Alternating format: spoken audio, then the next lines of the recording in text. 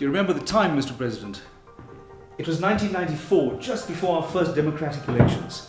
People rushed off to fill their trolleys, thinking the world was coming to an end. Somehow they thought that democracy was the same thing as catastrophe. But why did they do that? What motivated that behavior? Was it greed? Was it fear? Greed that people who could afford to fill their trolleys anyway still wanted more. Or was it fear? The idea people had that having economic freedom for all somehow meant giving up their own. So when international companies exploit our talent and hold our creative economy to ransom, what they're saying is that their profit means more than our rights to self-determination. That comes from greed.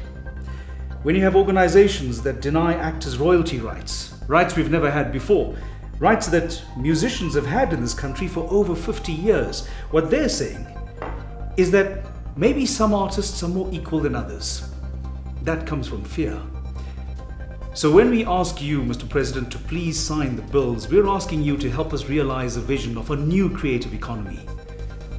We're asking you to stand up and say stop with the greed and the fear, because there's enough for everyone. Please sign the bills, Mr. President.